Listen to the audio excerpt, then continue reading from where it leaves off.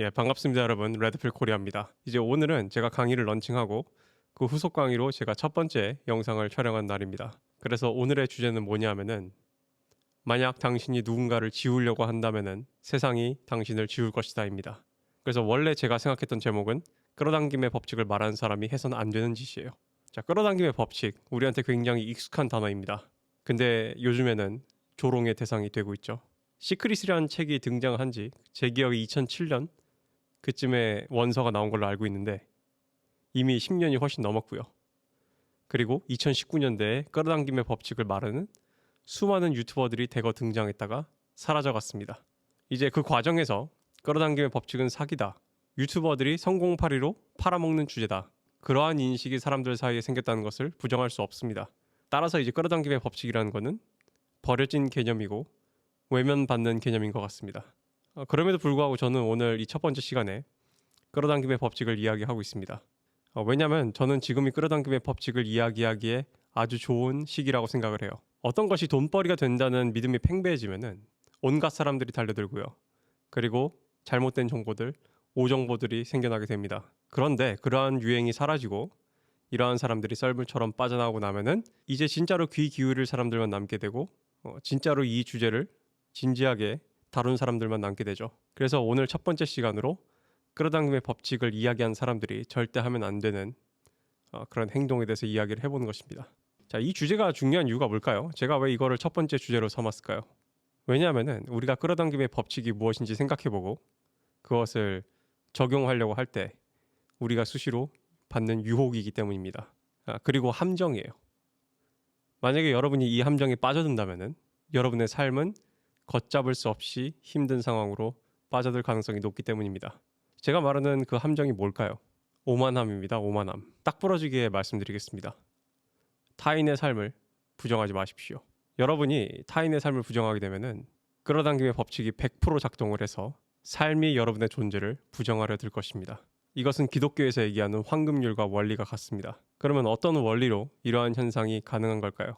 이에 대답하기 위해선 먼저 끌어당김의 법칙의 대전제가 뭔지 이야기를 해야 합니다. 끌어당김의 법칙의 대전제는 바로 인간에게 신성이 있다는 것입니다. 다시 말해 모든 인간은 신의 파편입니다. 인간이 끌어당김의 법칙을 쓸 수 있다는 것은 물질 세계에 영향을 미치거나 운명의 방향에 영향을 미쳐서 소위 얘기하는 신의 창조력을 빌려다 또는 직접 쓸 수 있다는 이야기는 인간 내면에 신의 파편이 깃들어 있어야 가능하기 때문이에요. 왜냐하면 신은 만물의 창조자니까요. 다르게 말하면 이러한 철학과 관점에서는 이 세상에 존재하는 모든 것들이 신의 피조물이면서 동시에 창조자들입니다. 그리고 이러한 진리를 부정하는 것은 신을 부정하는 것이 됩니다. 무엇보다 이러한 점을 부정하는 것은 내 자신을 부정하는 것이 됩니다.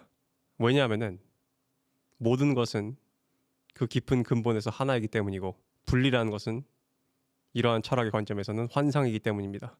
성경에 이런 말이 있습니다. 너의 원수를 사랑하라. 또한 성경에 이런 말이 있습니다. 대접받고자 하는 대로 타인을 대접하라. 그리고 부처님이 태어나면서 이런 말씀을 하셨죠. 천상천하 유아독존. 이러한 성현들의 메시지는 제가 지금 이야기하는 것을 관통하고 있습니다. 심지어 불교 수행을 할 때요. 제가 알기로는 나를 없애라고 하는 것으로 알고 있습니다. 즉 소위 얘기하는 불교 수행에서 나라는 것을 없어지는 체험은 모든 것이 분리되었다는 환상을 뛰어넘는 그런 경지를 또는 그러한 순간을 맛보는 것을 의미하는 것 같습니다. 우리가 나라고 믿고 있는 거, 소위 얘기하는 자아 또는 이고, 에고라고 하는 것은 우리가 서로 분리된 것처럼 보이게 하는 딱 이번 생에만 유효한 그런 캐릭터 또는 그릇 또는 역할 이런 거라고 생각하면 되는데 그걸 이제 저는 에고라고 부르겠습니다. 여러분이 끌어당김의 법칙을 써서 여러분이 원하는 것을 손에 넣었다고 가정을 해볼게요. 그럼 여러분은 우월감을 느낄 가능성이 높습니다. 왜냐하면 우리 사회는 돈이 많은 사람은 우월하다는 인식이 있기 때문입니다. 끌어당김의 법칙을 이해하지 못한 사람들이 이런 사람들 눈에는 어리석어 보일 수도 있고 또한 자신이 영적으로 굉장히 수준이 높은 사람이라고 스스로 우월감을 느낄 수 있고 이건 이제 영성계에서는 영적 우월감이라고 하는데 더 나아가서는 이제 나는 신이다라고 선언을 할 수도 있죠. 그리고 자신이 위대한 영적 스승이거나 또는 메시아라고 생각을 할 수도 있습니다. 이것은 에고가 가지는 오만함이지 그리고 분리의 환상이 만들어낸 잘못된 우월감입니다. 여러분 한번 생각을 해보세요. 이 세상에는 분명히 불행한 사람들이 있습니다. 타고난 재능, 외모, 부모와 가정 환경뿐만 아니라 태어난 후에 마주하는 현실, 사건, 사고, 시대적 흐름. 예를 들면 뭐 태어났더니 세계 1, 2차 대전, 태어났더니 6.25인 사람, 또는 태어났더니 대기근이었던 사람, 기타 개인적인 장애와 결핍. 그 모든 것들이 다 달라요, 사람들마다. 주어진 환경에 반응하는 타고난 성격도 모두 다릅니다. 세속적 성공이란 기준에 적합한 성격이 있고 세속적 성공을 손에 넣기에 부적합한 성격 세트를 가지고 태어난 사람도 있습니다. 이런 사람들은 세속적 관점에서 보면은 마치 저주받은 것처럼 보여요. 마치 신에게 버림받은 것처럼 보입니다. 심지어 어떤 철학적 관점에 따라서는 전생에 저지른 업보나 그런 카르마의 응징이라고 보는 사람들도 있습니다. 그러나 이것은 지금 이 순간 우리가 이번 생에 나라고 생각하는 자아를 타고난 그런 에고의 협소한 시각에 불과하다고 저는 생각을 합니다. 왜냐하면은 신께서는 또는 신은 우리 모두에게 각각의 영혼에게 계획이 있기 때문이에요. God's Plan이라는 노래가 있는 걸 봐서 분명 성경에 이런 말이 있는 것 같지만 저는 모든 영혼의 각자의 인생 항로가 있고 각자의 계획과 목적이 있다고 생각을 합니다. 그래서 만약에 여러분이 끌어당김의 법칙을 이해하고 신의 힘을 손에 넣었다고 생각을 해서 그래서 끌어당김과 물질 세계의 창조력을 이제 나는 좀 다룰 줄 안다라고 생각을 해서 그렇지 못한 사람들을 경멸하거나 비하하거나 열등한 시선으로 내려다본다면은 신이 균형을 맞출 것입니다. 왜냐하면은 타인을 향한 나의 생각은 창조력을 갖고 있고 이들은 신성의 차원에서는 나와 함께 연결되어 있는 본래는 하나이기 때문에 이런 식으로 타인을 깔보는 자신의 생각과 믿음이 자신의 삶으로 돌아오기 때문이에요. 이것은 뭐 도덕적인 어떤 감정에서 접근한 또는 윤리적인 감정에서 접근한 뭐 권선징악, 인과응보의 개념과는 좀 거리가 멉니다. 그냥 물리적인 법칙이라고 생각하면 돼요. 사람이 벽을 밀면은 이렇게 벽도 나를 밀죠. 따라서 여러분이 타인의 삶을 부정할 경우 삶은 여러 가지 방식으로 여러분의 인생을 부정하게 하는 체험을 하게 될 것입니다. 여러분이 우습게 보는 사람들이 지금 당장은 가난하고 또는 학력이 짧거나 못 배웠고 어리석고 외모가 못났거나 뭐 잘난 부분이 하나 없다고 여러분이 생각을 하더라도 아무튼 그 사람에게는 자신의 인생이 있고 자신의 존재가 매우 소중한 사람들이에요. 그 사람의 인생 내에서는 그 사람이 그 영화의 주인공인 사람들이에요. 그리고 모든 인간들 마음속에는 번영하고 싶은 마음이 있고 최고의 것들을 누리고 싶은 마음이 있고 그런 소망들이 있습니다. 무엇보다 모든 인간들에게는 사랑받고 싶은 마음이 있고 또 사랑을 하고 싶은 마음이 있어요. 왜냐하면은 신이 우리를 하나하나 창조할 때 정확히 얘기해서 우리가 원래 하나였을 때 그래서 나눠지기로 결심했을 때 우리 각자 그러한 체험을 누리기 위해서 이 세상에 왔다고 저는 생각을 하기 때문입니다. 마찬가지로 저는 지난 수년간 많은 사람들이 미웠습니다. 저는 그 사람들이 어리석다고 생각을 했고 그들의 어떤 댓글 하나하나에 반박을 하거나 또는 그 사람들이 만든 영상을 하나하나 다 반박하고 싸우고 싶은 충동도 들었습니다. 그래서 제가 맞서 싸워본 적도 있고 반박을 하고 진실을 밝혀본 적도 있습니다. 그런데 사람들이 믿질 않더군요. 그래서 전 잠깐 멈춰야 했습니다. 왜냐하면은 삶이 내 뜻대로 되지 않을 때 그거는 곧 삶이 나한테 뭔가 할 말이 있다는 신호라고 전 생각을 하기 때문입니다. 뭔가 원칙대로 했는데 바르게 굴러가지 않을 때는 인생이 저한테 말을 거는 겁니다. 삶이 나한테 하고 싶은 말이 있는 거예요. 잠깐 멈춰서 주변을 좀 돌려봐봐. 잠깐 멈춰서 생각을 다시 해봐. 그래서 좀 생각을 해봤습니다. 삶이 운명이 내 뜻대로 되지 않아서 결국 나한테 하고 싶은 말이 뭐였을까? 나한테 뭘 점검하고 싶게 했을까? 그러던 중 제가 얻은 책에서 읽은 인상 깊은 구절을 인용하자면은 인생이란 미술관에 와서 미술품을 감상하는 것이다. 그러나 원하지 않는 그림이 걸려있다고 해서 너가 그 그림을 떼어낼 자격은 없다. 왜냐하면은 미술관은 너의 것이 아니기 때문이다.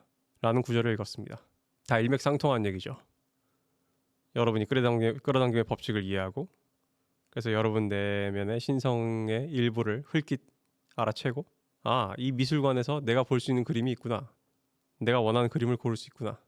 이 미술관의 주인은 난가 보다 라고 착각을 하면 안 된다는 얘기입니다. 그래서 나는 신이다 라는 선언은 굉장히 어렵습니다. 그리고 굉장히 신중하고 조심스럽게 해야 하는 선언입니다.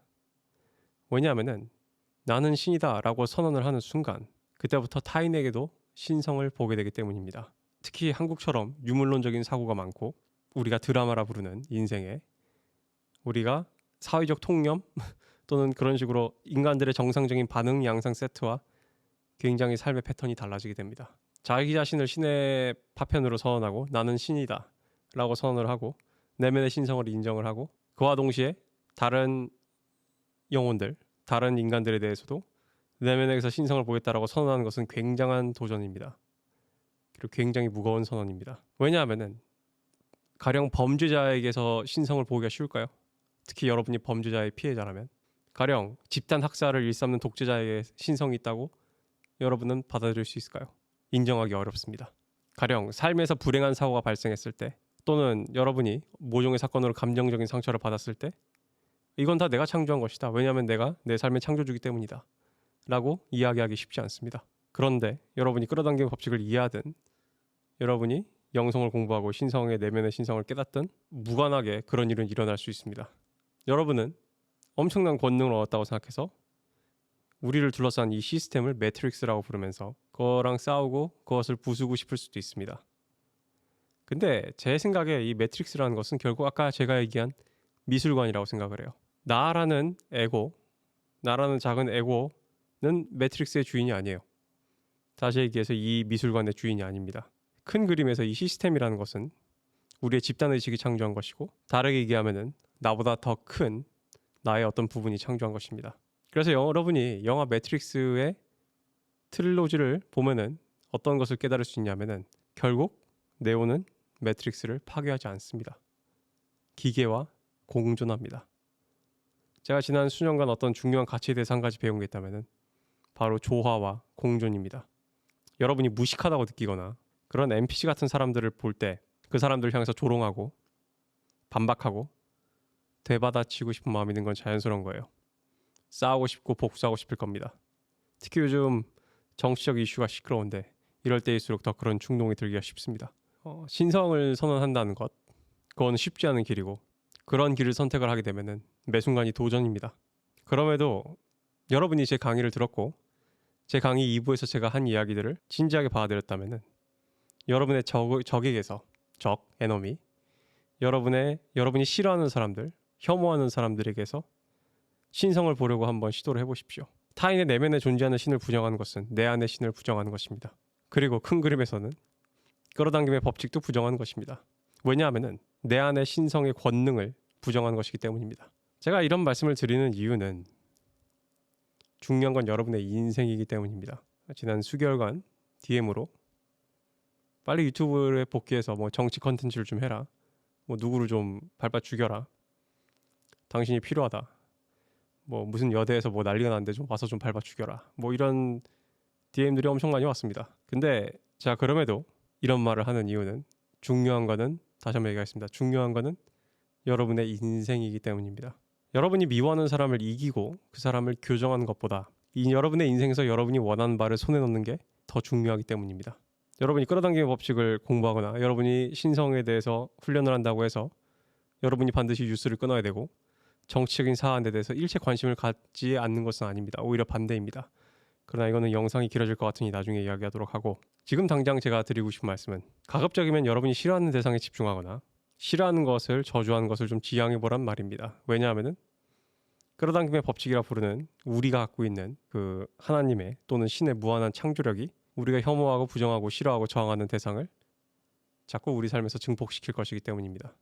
물론 그 방식은 신성한 질서에 따라 아주 다양하게 발현이 되겠지만 제가 그 알고리즘과 각각의 경우의 수까지 얘기할 수 없겠지만요. 물론 때로는 여러분이 가족이나 사랑하는 사람 또는 국가와 국민 같은 공동체를 보호하기 위해 정말로 적과 싸워야 하고 때로는 살육을 해야 할 때도 있습니다. 상처를 입혀야 할 때도 있고. 근데 대부분의 갈등과 싸움들은 사소한 편입니다. 왜냐하면은 대부분의 갈등과 싸움들은 단순히 내 에고의 자존심을 지키거나 우월감을 느끼기 위한 그런 싸움에 불과하기 때문입니다. 여러분이 우습게 보는 상대일수록 가짠다고 느끼는 상대일수록 신성을 보려고 노력해 보십시오. 상대가 정말 여러분보다 열악한 환경에 놓인 사람이고 그 사람이 그것 때문에 고통받고 있는 것일지도 몰라요. 이미 벼랑 끝에 몰린 그들을 존재를 부정하고 조롱해서 그들의 존재를 지우려고 하지 마십시오. 그 사람들이 여러분을 공격하는 것은 그 사람들이 이미 고통을 받고 있기 때문이에요. 어쩌면은 그 사람들이 처한 현실 자체가 그 사람들한테는 형벌일 수도 있습니다.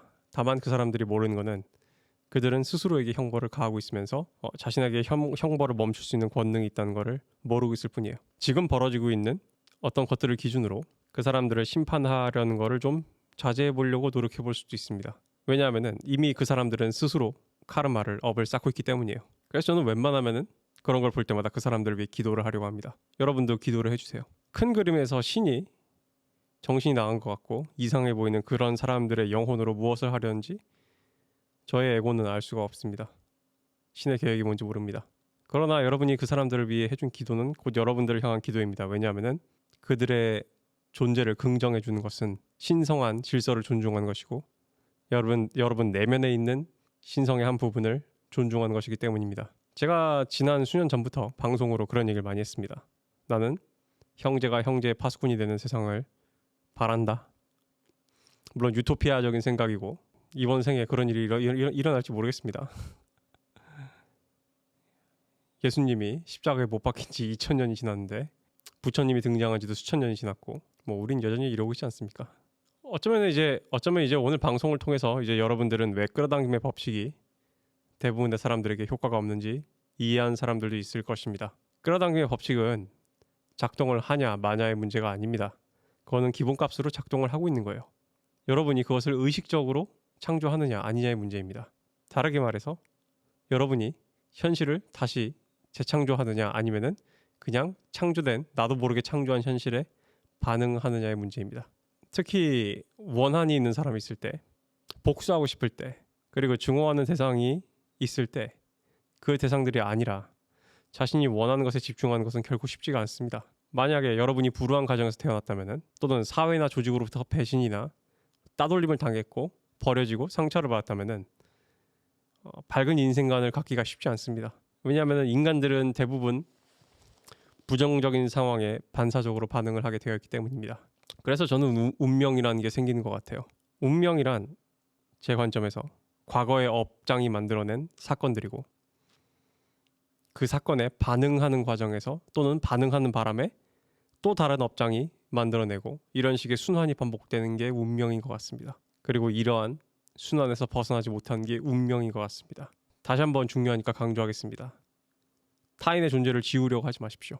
불필요하게 부정적인 사람들에게 반응하지 마십시오. 그 사람들을 굳이 이기려는데 애쓰지 않는 편이 낫습니다. 제 생각에 의식적인 창조라는 거, 여러분이 의도적으로 끌어당김 법칙을 하든 뭘 하든 아무튼 의식적인 창조라는 것을 하는 것의 토대는 우월과 열등의 게임에서 벗어나는 게 가장 기본이라 생각을 합니다. 누군가를 여러분이 열등하다고 심판을 하면은 삶의 법칙은 여러분을 열등한 사람처럼 보이게 연출할 겁니다. 마태복음 7장 1절 2절에 이런 말이 있습니다. 너희가 심판하는 그 방식으로 너희가 심판받을 것이요 너희가 헤아리는 그 헤아림으로 너희가 헤아림 받을 것이다. 저는 하루 내내 제가 싫어하는 대상에 대해서 얼마나 생각하는지 한번 체크를 해본 적이 있습니다. 증오의 대상이 아니라 여러분이 꿈꾸고 원하고 즐기는 그런 인생을 상상하고 그것에 대해서 생각하고 그것을 이루기 위해서 행동하기 위해 집중하는 것은 처음엔 쉽지 않습니다. 그렇지만 여러분도 역시 인간이기 때문에 습관을 바꿀 수가 있습니다. 적을 죽이고 응징하고 조롱하고 그런 상상보다는 여러분이 바라는 삶을 꿈꾸고 시뮬레이션하고 훨씬 더 이득이지 않을까요? 다시 얘기해서 미술관에서 원하지 않는 그림에서 멀어지고 원하는 그림을 찾아 나서는 그 길 말입니다. 오늘 방송은 여기까지 하겠습니다.